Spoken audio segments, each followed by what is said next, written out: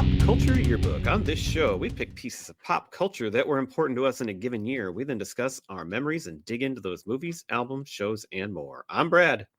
No Pete, and I'm Giff. Wow, that was good, Giff. Seamless. Yeah, I like it. You took over for two. So Pete, he's not with us, is he? No, he is a traveling man. Yeah. Either he's out of a job or he's traveling with a job and can't work us in here, but we'll do okay without him. We'll get by somehow. Pete is the cog that holds together the gears of this podcast, but we'll try to make it work. I was going to say he is the wild card of this podcast because you just really never know what's going on there. Right. Yep. That's fair. But he will still get our episode ready to put out there for the fans. Yes. In a week or so. Pete's always good at putting out. Yes, that's what he was always been known for. All right. Well, we did The Dark Knight last week. Now we're back to kind of something we like a little, more often on the show are the comedies. Yes. And we've got a very, very well-known and I think beloved comedy. Although, when you look at some of the stats, I don't know. It's got this more of a cult status, I guess. We'll get into it. Yep. So Gifford picked Step Brothers, much like I picked The Dark Knight. It was a mutual decision. Yes. Gifford, are you a major fan of this movie? Before you watched it this time, let's just say, going into this. I was very, very, very late to this party. So this was and the weird thing is like I there's so many things that I love Farrell in, and John C. Reilly is absolutely wonderful in just about anything I've ever seen him in. But again, like in 2008, I wasn't going to a lot of movies. And so this one just kind of slipped by. And I really didn't get into it all that much. It's not your favorite. It's not, but as I've watched it in subsequent years, it's one that I have grown to appreciate. I mean, I'm shaking my head while I'm watching it again last night, just at some of the stupidity of it. But at the same time, God, there's so many funny things in this. And I can see why it has such a good cult following. It's a really fun movie. And you picked it not because you love it, but because we decided that we hear people talk about it so much that it is like you got to do it. Yep. So personally, I would have picked Forgetting Sarah Marshall over this movie if we were picking our favorite comedy of the year. But I mean, I have no problem doing this movie because I know that people talk about it all the time. Right, and I probably would have went maybe Iron Man. But again, I was talking about comedies, but. Right, but that's why I say like this is more like your favorite movie of the year. Yeah, one that I would have picked because Dark Knight is just so phenomenal, and and then there's also the idea you're covered 2 superhero movies in the same year. Like that's not, let's cover a little more ground. So, just a fun, dumb, shut your brain off and enjoy. Definitely shut the your lunacy. Brain off. Yes. So do you remember when you did first see it or any of your memories of this movie before I go? No, I mean, I would have watched it. I think I caught parts of it on, regular broadcast television, probably like TNT or TBS one time. And then since then I've watched it, a few times on streaming. This time I think I found it for free on Pluto. So I watched about a half an hour worth of ads along with it because I don't want to pay for it. I have Paramount right now through my kids' work. I think that's what it's on for free because I didn't pay for it, but it is on Paramount. Yeah. Yep. All right. Well, I don't remember when I saw it first either. I watched it. I'm pretty sure by myself, and I mean, I don't know if it would have been on probably on a Netflix DVD, or maybe Kim probably watched it with me because this is back when we would have got DVDs all the time. So my guess is we got it through there. I did not see it in the movie theater or anything. I do like this movie a lot. There are so many memorable quotes. I mean, that's what people like. They quote it all the time. Like you said, I love John C. Reilly. So 1 year before this, Walk Hard came out, which we have an episode on, which is one of my just all-time favorite comedies, which I might have seen this before I even saw Walk Hard because I didn't see that at first either. But that one hit me immediately. when I saw it. Whereas this one, it was a slower build. I think the problem is you mentioned Will Ferrell, and I think I was just getting Ferrelled out at this time. Mhm. So it wasn't like I was excited to go see it. So in the same year, Semi Pro came out, which I thought that was just I tried to watch it once, and it seemed hideous. Yep. Blades of Glory came out before this, which there's some funny Yep. stuff, but it's like, okay, another one of those. And then we did Talladega Nights, which after some time passing, doing it for our show like a year ago, I did find it really funny. Like it's pretty good. Mhm. But at that time, I wasn't a big fan of it. Now he did put Mhm. out Stranger Than Fiction 2 years before this, which was his kind of dramatic movie, which I thought was just incredible and still love to this day. And he did Curious George, which I thought was kind of cute. That Mhm. I went to that with my kid, and it was nice to see. It was something different than these dumb sports movies. But he's like, that's a lot of movies in like 3 years, and some of them Yeah. really sucked. So When I you're don't that know. bankable and you're that hot, like do it, man. Like make the movies, get the money, throw whatever you can at the wall. And in a case like this, like Anchorman was huge. Talladega Nights did really well. This one did good. I mean, on a $65 million budget, did 128. Yeah, I mean, it doubled. that's still a good return on investment on that. But I think this one just took a little longer overall to build that following. Yeah, and like you said, parts of this movie are just so ridiculous. We got some categories on that coming up. And that's kind of what keeps it from like a top shelf comedy to me. Like I like it a lot. Like if it's on, I could watch it all the time. Like there's enough in there that makes me laugh, and it's grown on me, and I've gotten to like it more and more over the years.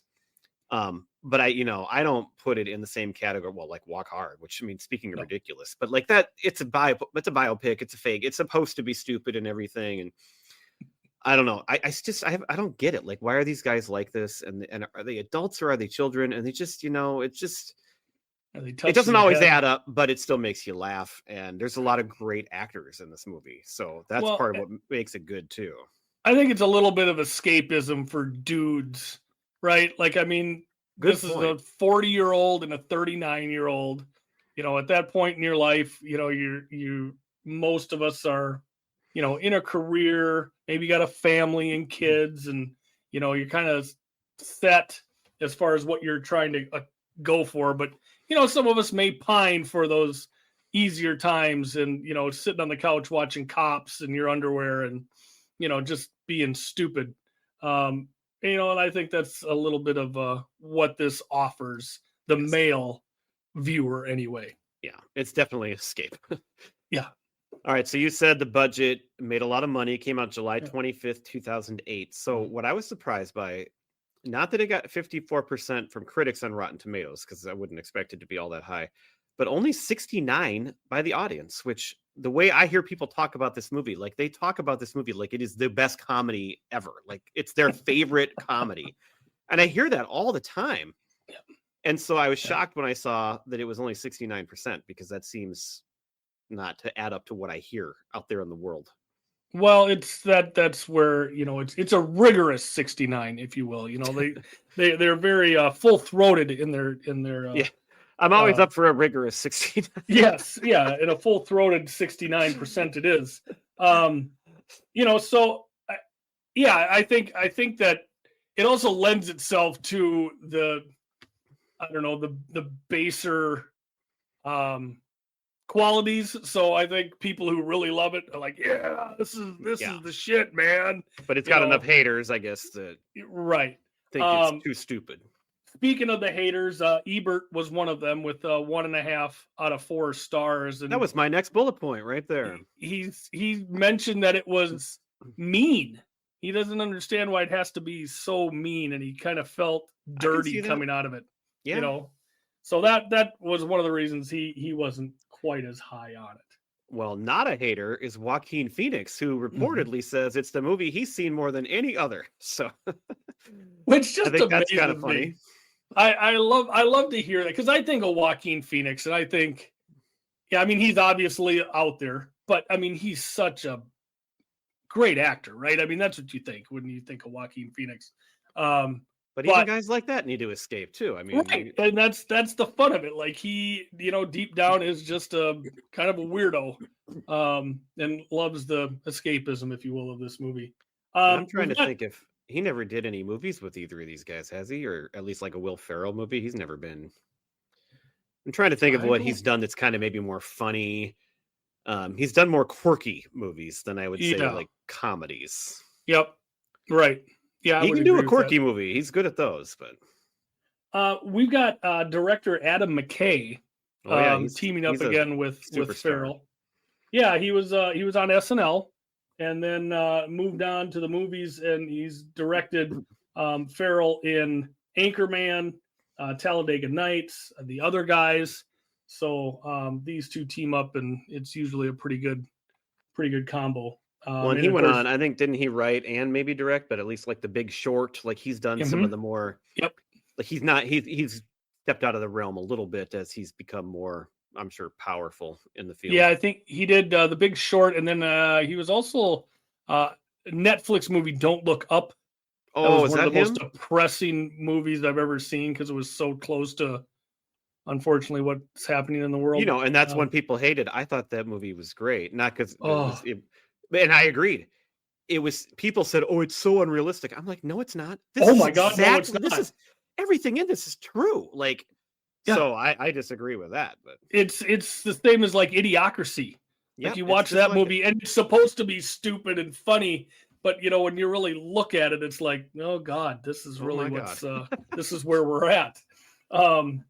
So yeah, I mean, and Judd Apatow is producer, so he's obviously got a laundry list of great comedies during this time. Also popular from this movie, the Boats and Hose video that they made has hit over 1 million hits on YouTube. Yes. And to leave its mark for a while, at least, I don't know if it'll go on forever, but the Catalina wine mixer, the fucking Catalina wine mixer, it did not exist before this movie began, but it has since been created and is a thing now. So yes, because of this movie, the Catalina wine mixer has been forced into a reality. Couple other crossovers I wanted to talk about here with McKay and Ferrell. We got obviously Riley and Ferrell in this. They had just done Talladega Nights, and they were also in Holmes and Watson together. Oh, and then God. We saw it. The Man That Looked Bad, and it was reportedly horrible. I have not either. And then, of course, we have Steenburgen, who played his stepmom in Elf, also plays his mom, Ferrell's mom, in this, despite only having a 14-year age difference. That totally went over my head. She is. Yeah. McKay also, I think, is the either producer or creator of the Winning Time show on HBO, isn't he? And that, the Lakers show. And there was a little. I think you're right. I think little controversy there, because from what I remember reading is that Will Ferrell really wanted the Jerry Buss part, and John C. Reilly got it instead. And I don't know if it led to a thing between them all, but I do know that I read that Reilly got the part, and he should have, because he was amazing and he fit it perfectly. Great. But Will Ferrell really wanted it as well, and so there might have been a little bit of a fracture of some sort there between these guys that have done so much together. Right. Yeah, and that makes sense, because, I mean, Ferrell, obviously, huge sports fan, right? I mean, you see him on the glass at Kings games, he's at Laker games, he's at Clippers, he's all about sports. So if he had an opportunity to be in that Winning Time show, and it was great. I loved the show. I watched it. I wanted to. I thought I would. I did not. I watched one season and I thought I got through it, but it was... It built up. It got so close to being great for me, but it just never did, and it just never went where I wanted it to. And then I never watched the second season when it came out. So what I liked was Riley was great throughout the whole thing. Yeah, he was great. Of course he was. The biggest complaint I would have about it is that they didn't. It was almost like the writers and producers of it were Celtics fans, because they would show the Lakers' downfalls during this time and like skip over them winning championships for the most part. Like I think the second season started with the team rushing into the locker room after winning another championship. And it's like, well, no. Let's show that. Let's show the good stuff, you know. That's not what sells. You need the controversy. But they had plenty of controversy. They showed them losing. Like, let's show them winning. Let's, you know, it's the name of the show is Winning Time. How about we show the times that they win? So that would be we're not talking about that show tonight. No, we're not. But if you want to watch it, it's an HBO show. The next segment of our show is sponsored by Google Gemini, who writes our AI summaries now as our new thing. Oh, did you have more fun facts first? I do have a couple more fun facts. So, oh shoot! Now we're not going to get that sponsorship. Well, we'll plug it twice. So we got a Hugelow's Pizza car light in Brennan and Dale's bedroom, and of course that's from Talladega Nights when Ricky Bobby wasn't driving anymore and he had to be a pizza delivery guy. Oh, I don't remember that either. The last thing I got here, well, I got two more. The role of Derek. There were auditions by John Hamm, Thomas Lennon, and Dax Shepard. And I think all three of them, I mean, don't get me wrong, I love who do we got in there for Adam Derek? Scott. Adam Scott is awesome in the role. Yeah. But all three of them would have been, those other guys would have been great too. I mean, can you imagine? I mean, Thomas Lennon, I mean, he's smarmy already, which I think would have been perfect for the role. And the last thing is there was some ad-libbing of lines in this in this movie. And one of the scenes is the first talk dirty scene between Catherine Hahn and John C. Reilly outside of the house there.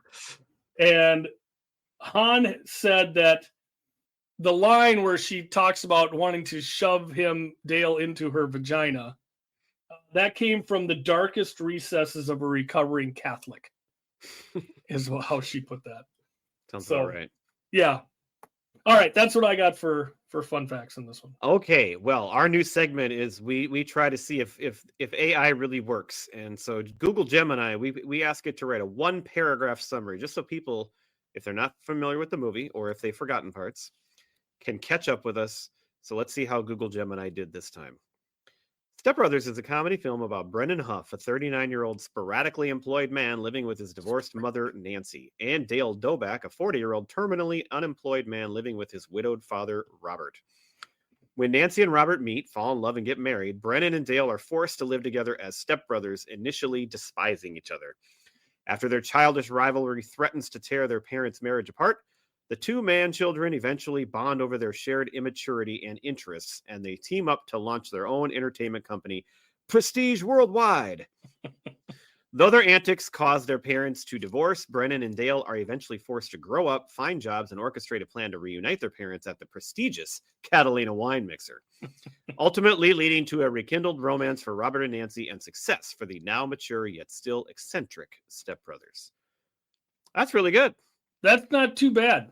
The robots are going to take over. Yeah, unfortunately. Every time they bring up Prestige Worldwide, it makes me think of Entertainment 720 from Parks and Rec and John Ralphio and Tom Haverford. Mm-hmm. Okay, well, I mentioned earlier this has a great cast. We've already mentioned some of them. We've got Will Ferrell and John C. Reilly, Brennan and Dale. They hate each other at first. We've already mentioned them. Anything to add about those guys here?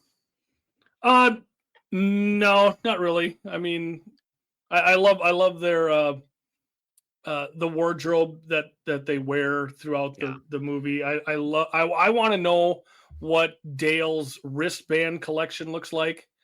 I don't know why he's always wearing, like sweat wristbands, but it just adds a little something to it.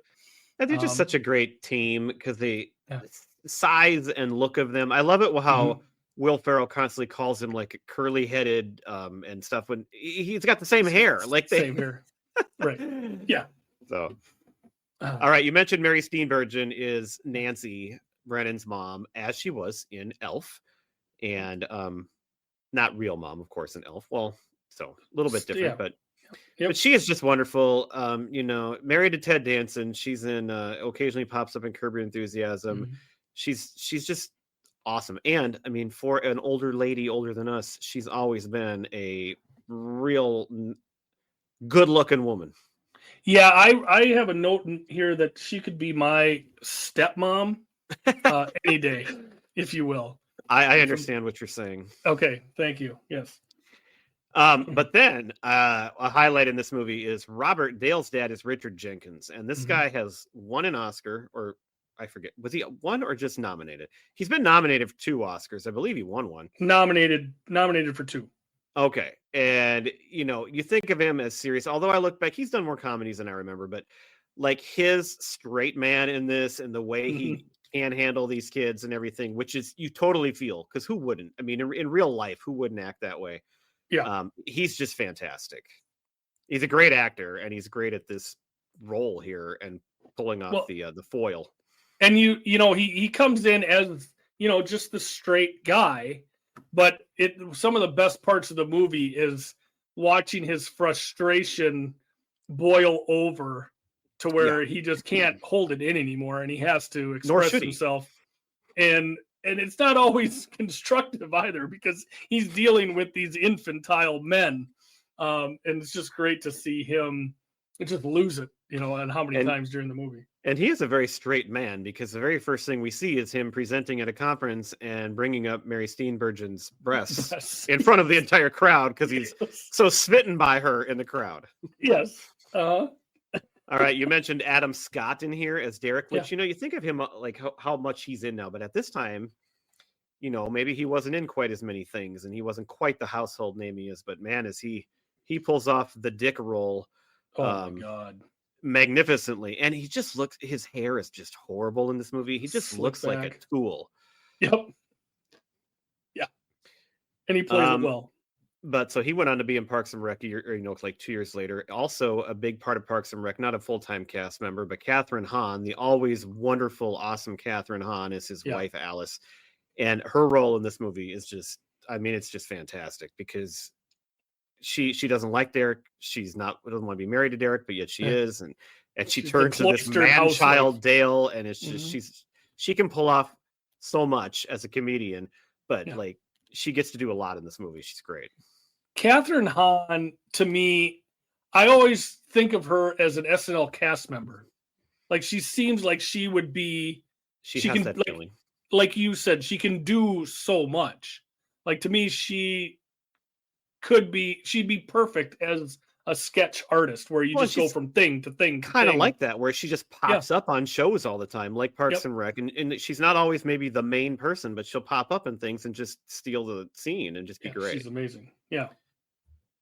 This is a long time before the show came out, but Andrea Savage is in this movie as a therapist, and she was in a show on Netflix a few years ago called I'm Sorry, which I believe your wife watched. Yes. Did you watch it? No, I have never seen it, and I'm sorry. If you want to watch just a hidden gem, my wife and I watched I'm Sorry. I don't know if it's still on Netflix or not, but this woman is hilarious, and that show is it's a short one, kind of like I brought up The Inbetweeners 2 weeks ago. Mm-hmm. There's not that many episodes. It's only 2 seasons, but it is laugh out loud great. And people pop up like Jason Mantzoukas and all those, just tons of funny people just show up all over on that show. Well, I'll check it out. I'm writing it down. But she gets to play like the one kind of straight person, like real, like looks like she understands things are wrong, although then you're not sure. So she yeah, right at the end there. A little strange.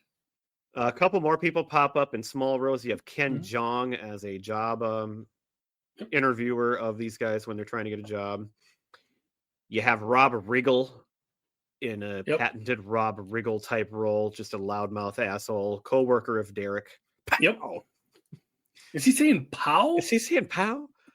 You got Horatio Sands, the band leader of Uptown Girl, 80s Billy Joel cover band. Yep. Another throwback to Elf in several of our episodes. We brought up Matt Walsh tons of times. He's the heckler of the Billy Joel band. The heckler. Yep. Everything was going fine at the Catalina wine mixer until Matt Walsh shows up. That's right. And then a guy that I totally forgot is in this, but in the sporting goods store, the employee there that's kind of working with these guys is Seth Rogen, and I completely forgot he had a part in this movie. I did too. Yep.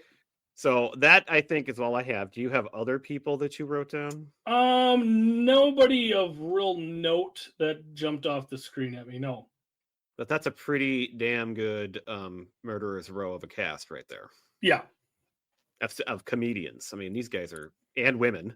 I mean, Mm-hmm. Catherine Hahn and Andrea Savage are two of the funniest women there are out there. Right. Okay, we're going to get into our favorite scenes and then a couple other extra categories this time, as well as our favorite lines, as we always do.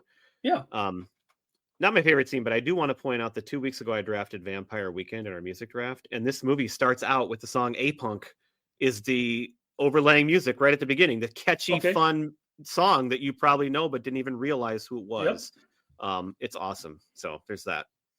Yeah, I love the opening scene with you got Brennan eating nachos and working one down on the living room couch as his mom goes off to work. So yes, that was interesting. So what would be one of your favorite scenes, Give?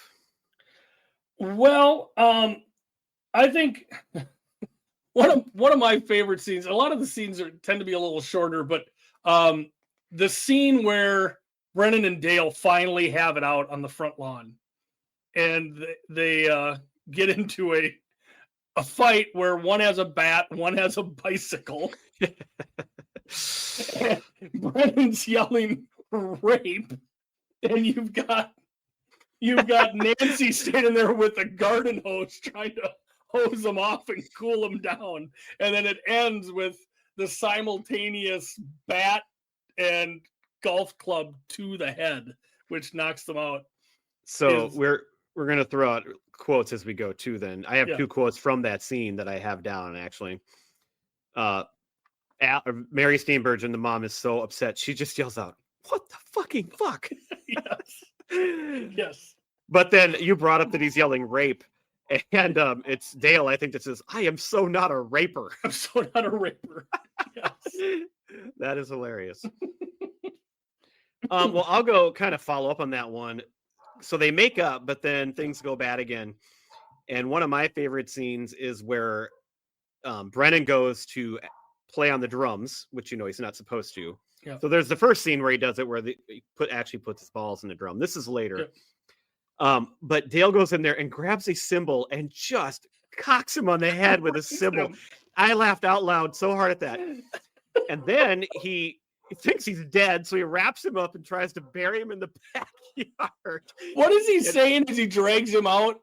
Something about this is just like some show or whatever. He keeps repeating it over and over and over. I don't remember that, but he's trying to bury him, and then of course Brennan wakes up and hits him with a shovel, and instead buries Dale. I mean, there's over the top as he's burying him. Yeah, like, be quiet. Over the top scenes in this movie, and that's one, but one of the good ones. Like that one, I laughed so hard at. It's like perfect because it's crazy, but it's like just right. I think.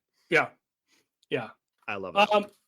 I got like the first time they meet, like you can just feel like this coming, that this tension rising, and I just love how I think Dale says that Brennan needs to call him Dragon, and Brennan fires right back with, "You have to call me Nighthawk." And it's just all this one-upsmanship between them of calling each other names.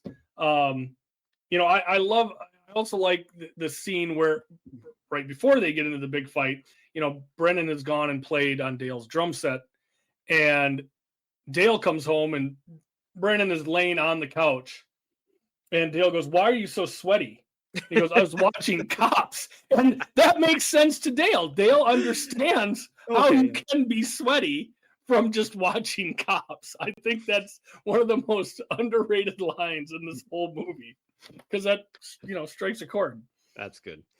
So Derek is Brennan's brother, younger brother, and he's a total asshole to him. And so that actually is what brings these two together. So, of course, they're not enemies through the whole movie. They become best friends, which is one of the best lines. Did we just become best friends? Yep. I mean, that's maybe the most famous line in the movie. For sure. But so that brings them together, and then I love when they like try to actively work against him, is because he's trying to sell a house, and one of them is mowing the lawn with a Nazi outfit on, and The other one's neighbor. across the street with a KKK hood on. Yes. I mean, that's actually pretty smart of those guys, and shows Yep. that they have a little bit of a resourcefulness to them. You're gonna love the neighborhood. Everybody recycles. Like while he's wearing a Klansman hood. It's just so wonderful. Yeah.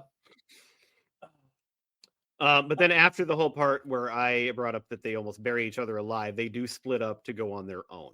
Mhm. And this is one of my favorite scenes too, because it's a little more serious, but it's still, funny. But Dale's paying his bills, but he's wearing a Chewbacca mask. You see Brennan at Costco and how happy he is when he comes out with his toilet paper. Because he had to use Dale- his bath mat. Dale is reading and going to sleep early. It's a montage. It's a montage of how they're trying to become grown-ups. And it's funny, but it's also like, it's the kind of scene I like because it's a little more serious, but it has to move the plot along, and it's important to that. Yeah. I'm gonna back up just a little bit. This is when they're having Derek's birthday party. We can go any order we want here because this movie's just insane anyway. It's insane. When we're having Derek's birthday party, and this is where we have the presentation of Prestige Worldwide, and they play the video, and it's them singing "Boats and Hoes" on Robert's boat, and I just love how it starts dawning on Robert, like, wait a minute, these numbnuts are on my boat. Who's driving the boat? And then the camera and they keep it in the video, the crash. The crash. Maybe edit that out. It's just, they're so stupid. But also, is this not also where Dale has sex with Derek's wife in the bathroom? So like standing up against the sink, she just like mounts him. No, that's earlier. Is it? It's a different one where I think that's the one earlier where Robert is just so smitten by Derek the first time, and he's just like a giddy little boy because he thinks he's so impressive. This is another one later, I think, because I'm looking at my quotes here. But one of my favorite lines is when they show the video and the boat crashes, and then they act like, so are you going to invest or not? And they're like still pushing it. And he's like, you wrecked my fucking boat, you goon. Right. So that's the dad talking. And I just love the use of goon there is perfect. Yeah. And they're pressing it when he gets home. Like they're screaming at him. Like, are you not going to, we need $10,000 or whatever. Yeah. But if you want to throw in the first time they have sex in the bathroom, that's great too, because Dale goes, it's so slippery. It's so slippery. Yeah. And then she's sitting there, they're standing up, yet she's like, straddling him on top. Somehow. Yeah. And she's like moving, and she's like in a bathroom at like dinner, and she's like, this is just the way I imagined it. Right. Yeah, she's hiding out in the toilet, and Dale's in there, and then she turns around and goes and uses the urinal afterwards, like throws her leg up in the corner. God, it's so I like the montage when they finally do become best friends, and all the stuff that they're doing, and then activities. To me, there's so much more room for activities.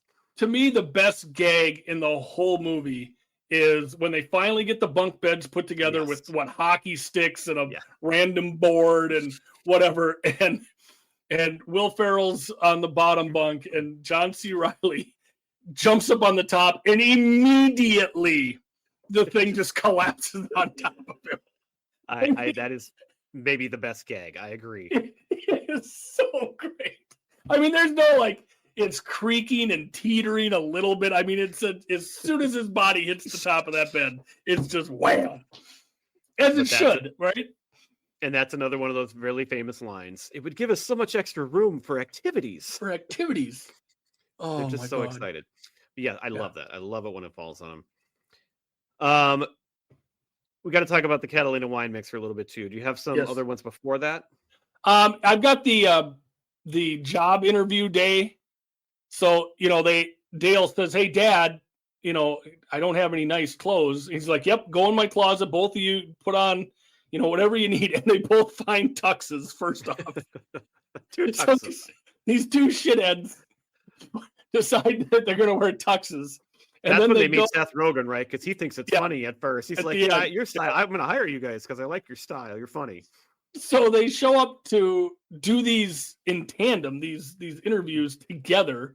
And of course, the first one is with Pam, which might be the thing Courtney and I say the most back and forth to each other is, I'm sorry, did you say Pan or Pam? Oh my God. That's so dumb.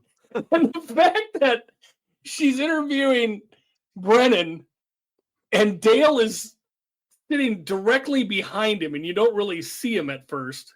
And then he, tilts his head to the side and starts getting into, the interview and trying to figure out if it is Pan or if it's Pam, is outstanding. And then they go to another one and they start interviewing the interviewer and ask how much money he makes. And the one I love here is, let me ask you a question. Oprah, Barbara Walters, and your wife, fuck, marry, kill. That's just like, I don't remember that line at all. Oh, that's the middle guy, the interviewer. And then they go to the sporting goods store with Seth Rogen, and they've got the job. They've nailed it. And then John C. Reilly comes out with the longest awkward fart in his facial expressions. Yeah, the face is and this harkens back for me to the burp from Elf when they're sitting at the table and he downs all the Coke and then burps right in the kid's face and then asks, "Did you hear that?" And of course it's not as endearing when it's not a real elf sitting there. Correct. And then, the fact that, Seth Rogen's like, "Did you just fart?" And he's like, I don't know. And then he tried to explain it away at home. He thought it was going to be silent. He kicks him out because it smells so bad and he can taste it in his mouth. Taste it in his mouth. Oh my God. Yeah. All right. So at the Catalina Wine Mixer, you've got the Horatio Sands, Billy Joel 80s cover band. They only play 80s Joel. And there's this Christina Brinkley lookalike who's just dances around like she does. Mm-hmm. But he freaks out, which almost ruins it. And this is their big moment. And I do like the movie. A lot of these movies, sometimes they have terrible endings or they just go so far. But Brennan gets up and sings and Dale's playing the drums and it actually touches everyone. Yep. And it's a really touching ending, actually. It's funny and touching at the same time. And when Derek and Brennan try to hug and Derek physically doesn't know how to hug because he's such a horrible person, it's like it's funny and it's well done. Yep. And you love to see the parents who are so proud again. And even Robert comes around. It's good. And I also love when they first meet because they haven't talked for a long time. And so when they first meet, they have like a real adult conversation and it's so ridiculous. And the mom and the dad are just like, oh my God, what happened to these two? And they don't like it because they want them to be, who they are. So they're even like conflicted about what's going on. But well, and what did Dale had to sell something to get his car insurance. Yeah, Brennan asked him, "Do you still have night vision goggles? Do you still have your night vision goggles?" He's like, "No, I'd sell those for car insurance." Yeah, yeah, but now they're responsible people, right? Like they're, they both got jobs. They're responsible. They're good at their jobs. Pretty quick turnaround there from being just complete and utter useless human beings. And in one of those montages too, it is actually, you find out it's more a kind of a Christmas movie too. Yeah, we have some Christmas scenes towards the end there, which is nice. Yeah, but then after they get home and everybody's happy again, they find out that they're the boat, the one presumably that they wrecked, has been put into a tree as a tree house, so that these guys are going to work. They're going to be real adults, but they're also still going to be able to have their idiocracy. Yes, they have. Yep, hustlers. I've got a few other lines that I would like to go through because again, these scenes, they're not necessarily like well thought out scenes, but there's these lines that are in here. Let's do the lines then before our other extra categories here. Yes. You go give one first. I like the the part before Brennan and Nancy move in, and Dale's trying to have a heart-to-heart with his dad, and he doesn't think that, they necessarily need to move in. And he says, "We're men. We like to shit with the door open. We talk about pussy. We go riverboat gambling." And then Robert comes back with, "We've literally never done that ever." Well, that's right where. So he's also talking about how the new mom might, be interested in him. And he says, "What if she sees this luscious V of hair growing from my chest pubes down to my ball fro?" And she says, "I've had the old bull and now I want the young calf." Yes. I had to write that one down word for word because that is fantastic. I got one where it's the first night with Brennan in the house, and Dale's giving him the tour. And Dale goes, "House was built in 1825 by Custer." What? Early on when they're fighting too, I think it's Brennan that says this one. It's just such a ridiculous image. It just makes me laugh. "I'm going to take a pillowcase and fill it with bars of soap and beat you with it." Yes. And that made Dale shut up, because Dale, I think, visualized that and he thought, yeah, this is something that's actually gonna happen. I like there's a part where the boys are sleeping and the parents come in to wake them up. And the last thing that Dale says as he wakes up is, "The clown has no penis." Well, okay, the sleepwalking, that might come up here in a little bit too. Yeah, sleepwalking, there was some pretty crazy shit there as well. Yeah. We've said most of mine already earlier, but there's another great one at the end. It's a very under the radar one, but the dad is trying to convince him to go on stage and play the drums because he wants his son to go up there and save it and be who he is. Mm-hmm. And he gives this story about when he was young, he wanted to be a dinosaur. And Dale just goes in the most seriousness, "You're human. You could never be a dinosaur." You're a human. The voice of reason, Dale. Yeah. Another one I have, and the last one I got here, when they're up in the treehouse, and Brennan tells Dale that he has such a great selection of porn, and Dale tells him, he goes, "Yeah, I got stuff from the 70s, 80s, and 90s. It's like masturbating in a time machine." Time machine. Oh, yeah. Yeah, I think that pretty much the other ones I had, we said in the earlier portion here. Yeah. I mean, and there's more. I'm sure we could get people that are listening to offer more because there's so many great lines and people love the movie. Right. But to just go a little bit deeper here, I created a few extra categories this time, as we like to do occasionally. And so we've talked about how it's over the top. So what is your most over the top moment in this movie? There's no shortage of options. Mine, honestly, is the end, where Brennan is singing and everybody just all of a sudden comes around. Like Derek thinks of a time when they flew kites, and now my brother's wonderful. And even like Rob Riggle's character and all those guys, like they're getting into it, and the parents come back together and everybody's clapping, and it's just absolutely amazing. Even though in the background you've got Dale votes and hose and just random spots. Like that was the part. And that's where I loved how the therapist came in, and she's like the only rational adult that hasn't been put under this spell of Brennan singing until the very end, which is kind of confusing to me. Why the hell is she at the house with the family?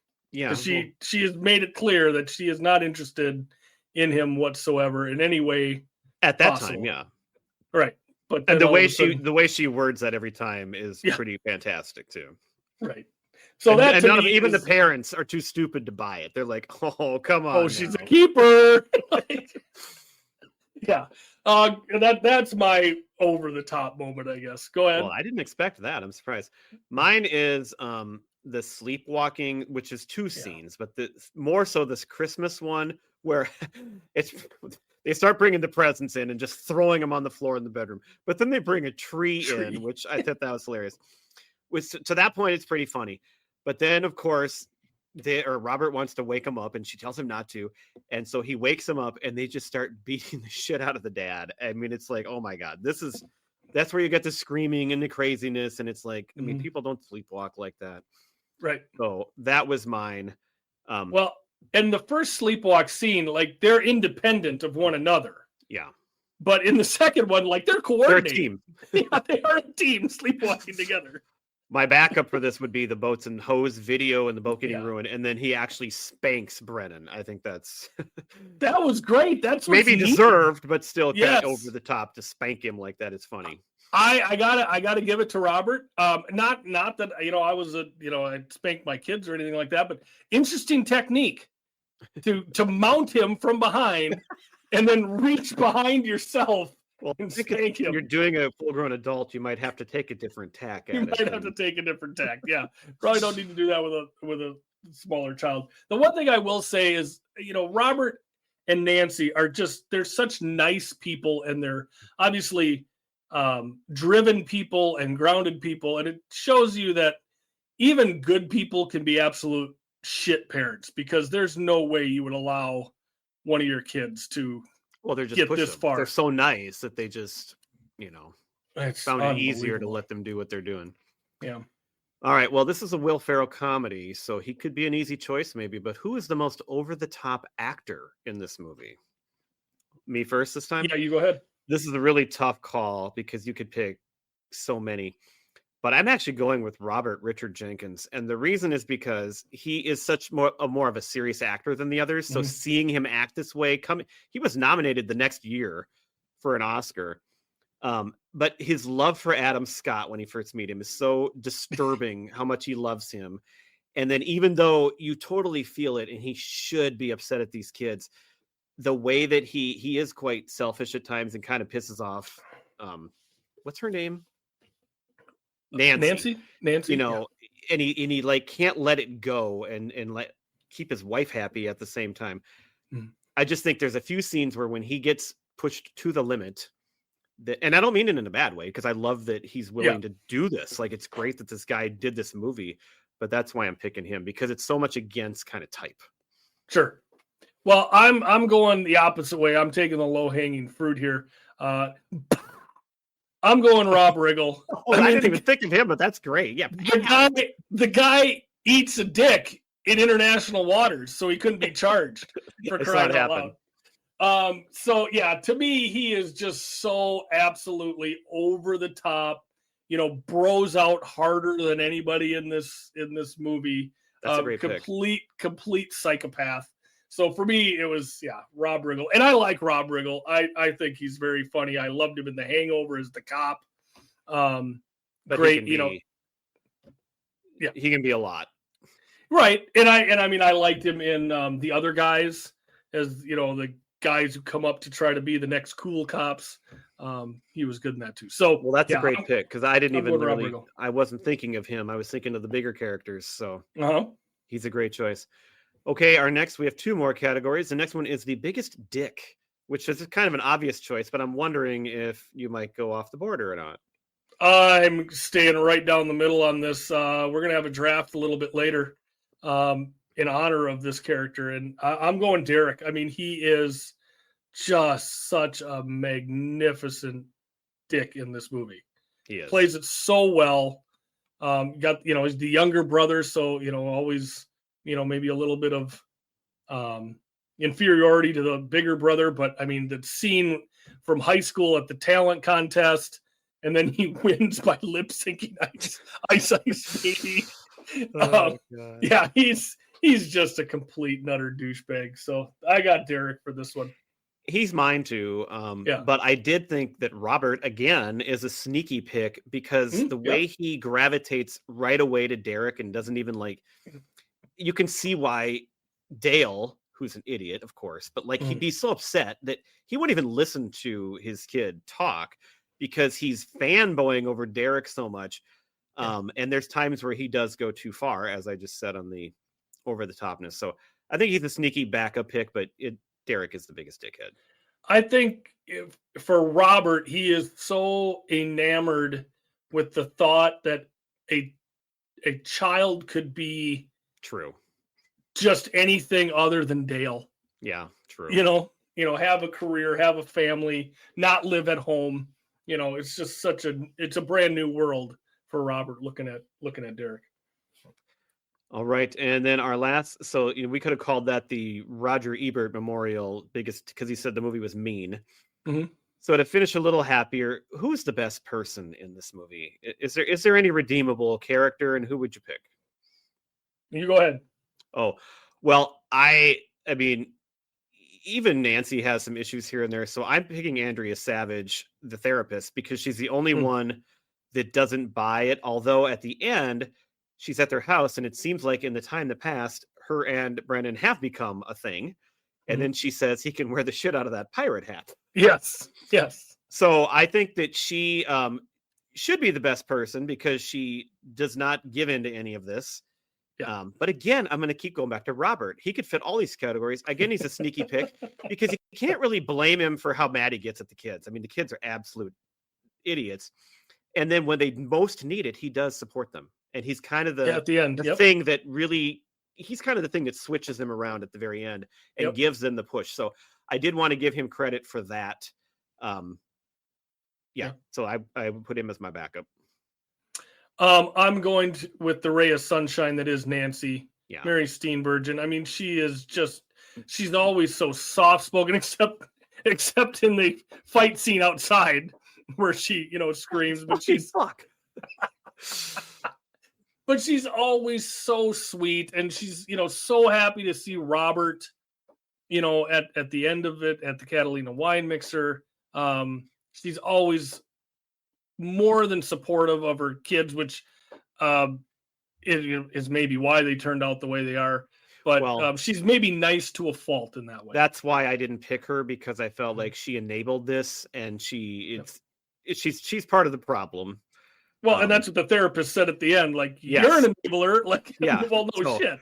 There you go. Yeah. That's why I put her over Nancy, even though, she's obviously a very nice person. Right. Yep. Okay. So yeah, it's a lot of fun. Even if it's not your favorite or, my favorite comedy, it's a fun movie to watch and talk about. Yeah. What do you think about it now, Gifford? Are you like a fan, or are you still like lukewarm? No, I mean, it's one of those where if you just want to watch something dumb, like turn this on and you're going to laugh. I mean, Will Ferrell he does such a wonderful job. And John C. I love John C. Reilly. I think I may love him more than Ferrell because he holds back a little more. More consistency. Yeah. So it's great. The whole way around. I really enjoy it. Yeah. And I think the thing to me that makes it hold together and become not too stupid or over the top is that Richard Jenkins and Mary Steenburgen as the parents, they're great. And they give a little more legitimacy than maybe some other people would. They anchor this ship. Yeah, they anchor. Yeah. Okay, well, what are we doing for our draft? So our draft tonight, in honor of Derek in this movie, we are going to draft from any media, movies, TV. If you've got a music video or something you can think of, we're going to draft the most annoying siblings. Not necessarily like diabolical, evil, whatever, but really ones you don't like. Just annoying. And you can take it however you want, whether it's annoying to you or if they're annoying to their sibling in the show or both movie. In a lot of cases, probably both. Yep, absolutely. So tonight, I'll be going first. Then Brad, and then Pete has honored us with his list, which Brad has. So we will just pick whoever's first on the list after us, whatever order he's got them in here. Yes, sir. He even made a few little comments on some of them too, so we'll toss those in. Awesome. Well, I am going with my heart on this first one. This show is one of my first loves. We've covered it on this show. I'm going with Wayne from the Wonder Years. Yeah, good pick. That's a good brand for you. Constantly on Kevin. I don't know, maybe it's because I'm a younger brother. I've got a few older siblings on here rather than the younger siblings being the best, because I was the best younger sibling. But yeah, Wayne still cared about his brother. He wasn't, all out going to kill him. I mean, it was a good brotherly rivalry, and Wayne was always there to poke fun. And funny enough, Pete and I both have it on our list, and we both have him listed at number 9 on our list. Nice. Yeah. Well, I'm glad that he made your list. Yeah. Oh, I thought of him. He was one that I didn't need to do much research on. All right. Well, my top 3, I wonder if I'll get all 3. I think there's a good chance that I will. Mm-hmm. They are 3 that I thought of that I don't think anybody would jump ahead of. And the first one I thought of, it's not a big part, but it's one of my all-time favorite movies, and it's from 1984, and we talked about it a few years ago on this show. And the first kid I think of when I think of a jackass, annoying sibling is Mike Baker, Samantha Baker's little brother in 16 Candles. 16 that Candles, kid is yep. just such a puke. He offers next to nothing to the movie. His comments are really not funny. They're just lame, and he just walks around like he thinks he's something else. He sucks. So that was the first one I thought of. Partly because of my love for the movie. Oh, like, sure. Right? Yeah, you love the movie. All right. What's Pete got? So Pete's number 1 overall. He doesn't have any comments on this, but this is one where I have some as well. Like, there's 6 kids in this family, and I could think of 4 of them that would be good picks. Yep. He went with maybe the most common one, although I don't know if she's the most annoying, but he picked Jan Brady from the Brady Bunch. Yep. I would put some others as more annoying maybe than her, but she definitely has the reputation of being kind of the outcast sibling, so she's a great first choice. Excellent. All right. My number 2 is Roman from The Great Outdoors. He's the brother-in-law to Chet, which means he's the brother to his wife, Connie. Very annoying throughout the entire movie. Always a lot of one-upsmanship. He knows better than everybody else. That's Dan Aykroyd, right? That's Dan Aykroyd as Roman. That movie is not one of my favorites, so I thought that's who it was, but I had to just confirm. Oh, sure. Yep. It's okay. I mean, really, all I liked about that movie that I remember is when John Candy gets jumped on by the bear on the Big Bear Chase Me. Yeah, that's of course, it has a very memorable part. Yes. Okay, my number 2 then is here. So this is from, you could call it one of my favorite movie series of all time, although it has a movie that I really can't hardly stand in it. Okay. And part of it is because of the sibling. And in European Vacation, so our friend Dave thinks Rusty in European Vacation is the best Rusty of them all. And I wouldn't go that far at all, but he's miles better than Audrey. Audrey in European Vacation is one of the worst characters I can ever see in a movie. She is so off-putting. She's so terrible. And she is annoying in every way. And we talked about her crying over Zabka, and we did do an episode on that because we did all 4 vacation movies.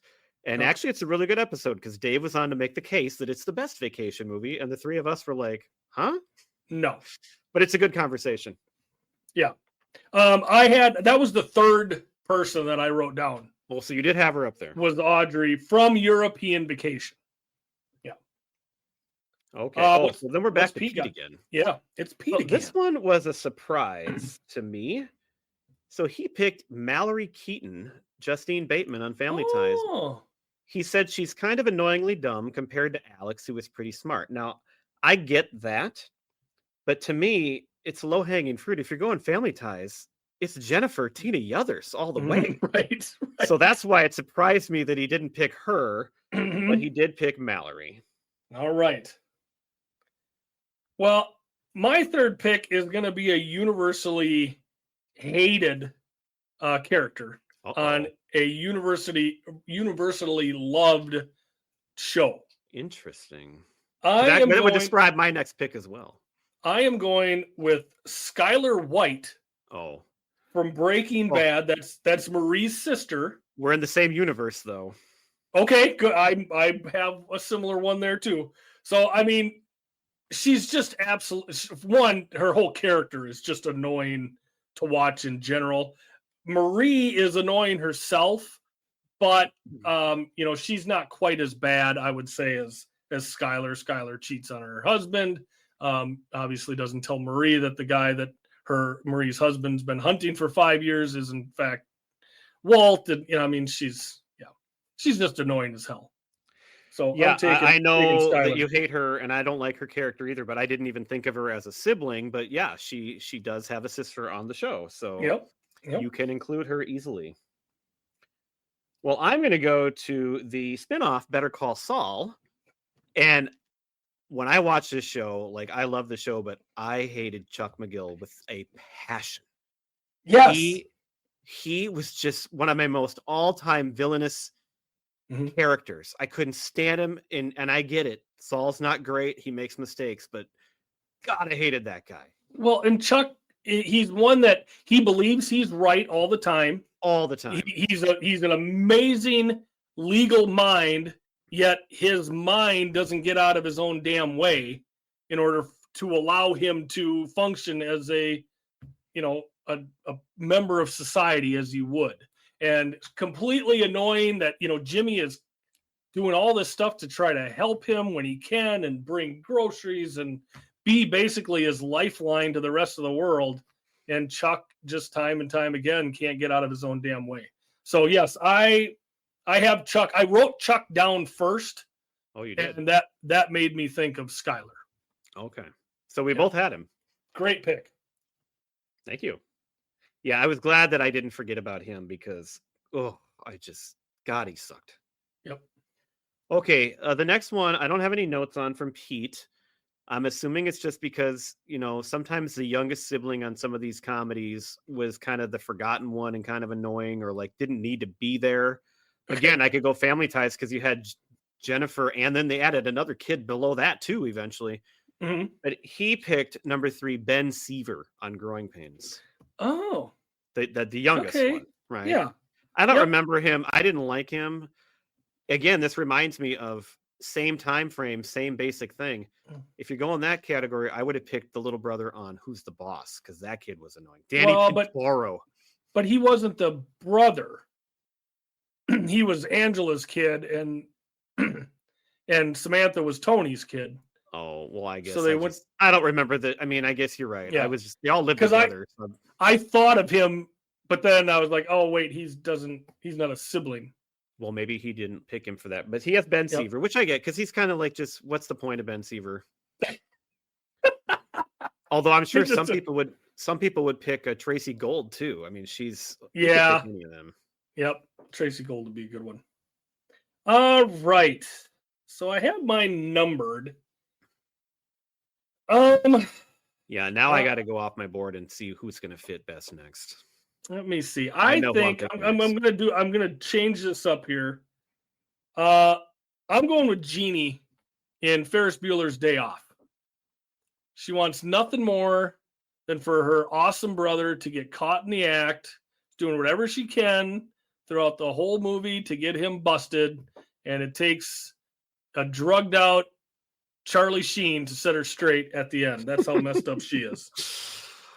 That's good. Okay. My next one's a good one. This is one of the just absolute most idiotic, annoying siblings there ever was. We have a show on this one too. Requested by my sister when we did a fan's choice one. Job, Arrested Development. Oh, yes. And I have Lindsay right behind him because they're both just terrible. Yes. But Job, oh my God, is one of the just absolute biggest idiots. And that Michael has to put up with that guy is just amazing. That's phenomenal. Thank you. That is a great pick. Holy. Yeah, he should have been. Yeah, but you could let him slide because I wasn't a huge, watcher of Arrested Development, so I didn't have him on my list. So I'm looking at Pete's list here. He did have Jeannie, number 6.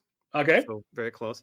I'm wondering what we want to do here. So his 4 and 5, his number 4 is Audrey Griswold, but he picked the original Vacation, which again, I don't understand why he picked her at all.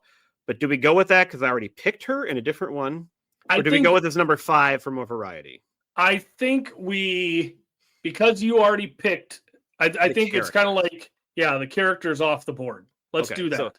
So I'd like to hear more about why he picked her over the European Vacation one, or even Me too. Juliette Lewis. Like, I mean, yeah, because I love the original Audrey. I don't get it.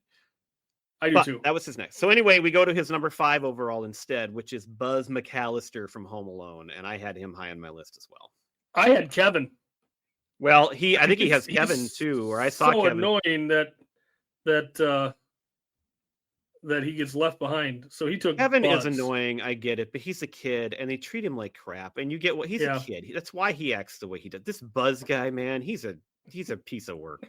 He is, and he doesn't do anything to like keep things going well. Mm-hmm. So I like that. I think that's a better pick for Pete there. All right, so I'm on to my last one, correct? You are. All right, this is the first person I thought of when I thought of this category. I'm taking Bill Paxton's character, Chet, from Weird Science. Older brother, always on his case. I mean, he's, a little more crude, a little rougher, but completely freaking annoying, to be sure. So that's my 5th pick. Pete has him at his number 8, so right on the same line there. And his only note is total dick. Yes, it's the only note you need. Okay, I am picking another movie that we have done on the show, and this one he's not as bad of a character as a person as some of these. Some of these are bad people. Mm-hmm. This is just an annoying, pathetic sibling, and that would be Kip from Napoleon Dynamite. Oh, yes. I mean, great. This guy is like the Step Brothers guys. He has zero gumption. He's dumb. He's annoying. He acts like a child. Kip. Yeah. All the way. That's good. Well, and you could have taken Napoleon, too. I mean, either way. Look, Napoleon, man, he's got some some skills. He's the one... Believe it or not, he's the one trying to keep that family together. That's true. I mean, he really is. God. And then we got Pete's last one here. Pete's last pick. So his next one on the list is Randy Parker from A Christmas Story. Oh, come on, guys. Yes. Come on. I didn't have Randy. I have Randy as well on my list. I thought of him too. That's really good. I like that. What else does Pete have on his list? Okay, here's the rest of Pete's list. He has Billy from Stranger Things. He loves his character, but he's intended to be the heavy, and so he didn't like him as a sibling. He has Ginny from Harry Potter. He thinks Harry could have done better. Okay. So, Ginny Weasley, one of many, many siblings. This is a good one. I thought of this one too. Monica Geller on Friends. He said she is the most annoying of all the Friends characters, and of course, Ross's sister. He did say the dynamic added a great storyline between the two, but I would pick her too. Like we love Ross on the show. People that don't like Ross, they just don't get it. Right. Ross is the star of the show. The one thing I will maybe not the first 2 or 3 seasons, but Ross holds that show together for the last 6 years or so. The one thing I will say is Ross himself is so peculiar that you could put him on there too. That I have Monica, but she may seem less annoying to a peculiar person like him, because they also went so far as to have the dance, which those two. If you're basing it on the siblings' reaction, I don't think he dislikes her very much. No, but so this is based on Pete's reaction. Yes, and that's why I put her on there too. He has 3 more. He has Lisa Simpson from The Simpsons. Opposite of Mallory, she's the intelligent one, and that made her annoying. I had Lisa too. Yep. I don't really remember the character here, what she was like, but he has Gertie, Drew Barrymore, and E.T. And all I remember is, Drew Barrymore is the cutest, so I don't remember her character and being annoying or anything. It's been a long time. And then he has Carlton on The Fresh Prince. Oh, yes. All right. Why don't you go next, and then I'll have whoever's left over. All right. So, of course, Derek. Again, we went through another draft. You should throw Derek out there. Where the impetus for the draft is not picked. I have got... I had Kevin McAllister from Home Alone. I also put Macaulay Culkin Miles' character in for Uncle Buck. His older sister did not like him very much. I love the line where she comes down the steps. She's going to go out or he comes down the steps. And he goes, "Are you waiting for your sex?" Like, I think that's just such a great line by an annoying little brother. When I picked Jeannie from Ferris Bueller's Day Off, of course, that took me to Dirty Dancing, and Lisa, Baby's sister, is extremely annoying. Morgan from Good Will Hunting, Casey Affleck's character, Ben Affleck's brother in the movie. Give me my burger sandwich. David from Schitt's Creek. I love David to no end. Okay, I had David and Alexis down because Yeah. at different points in the series, Yeah. they're interchangeable. So They but that's why I kinda couldn't are. pick one over the other, really. But I would pick David probably first. Yeah. And the last one I have is Bud from Married with Children.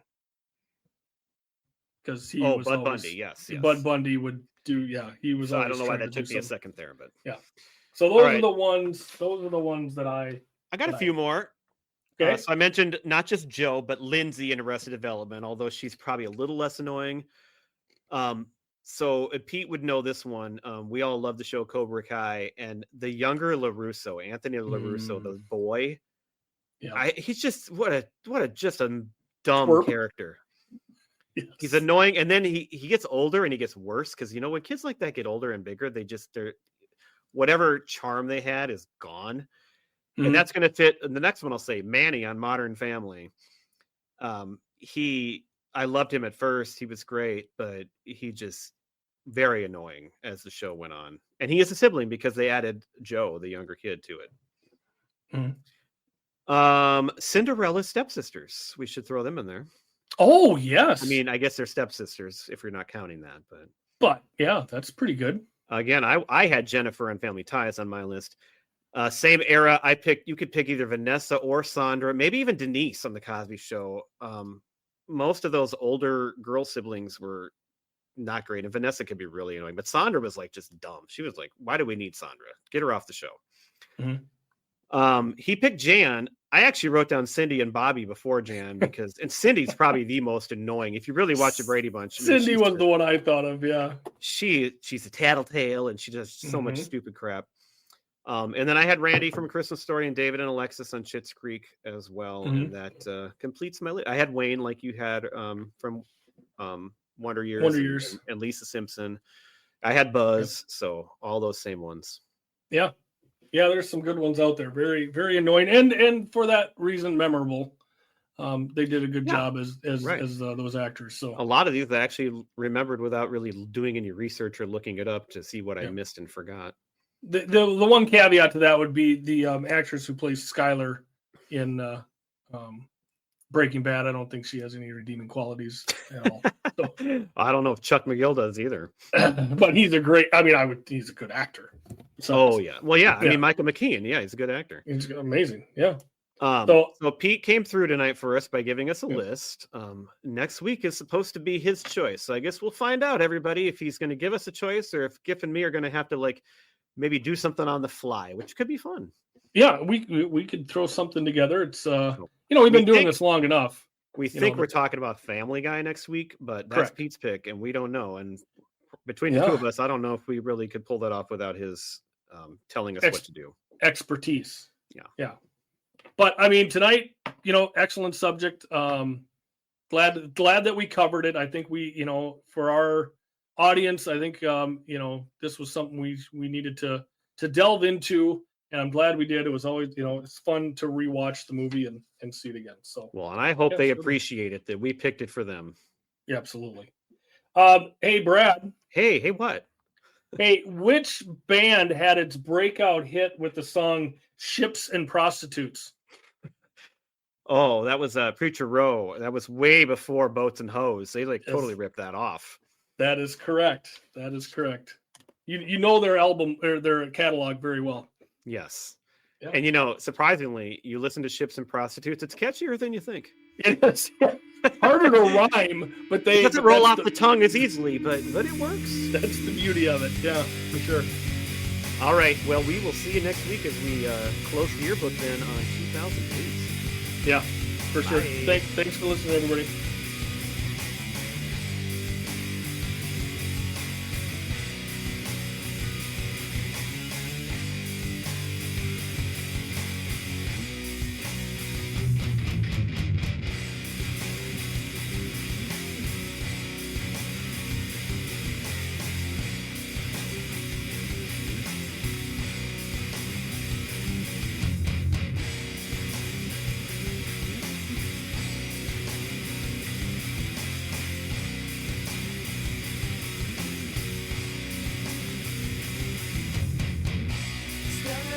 alone to fear. No one's here to comfort me. Sorry for what I have done. Sorry that your son is gone. 7 steps and it will be my last. And start to me on my back. I turn and I look to you. I'm scared but there's nothing I can do.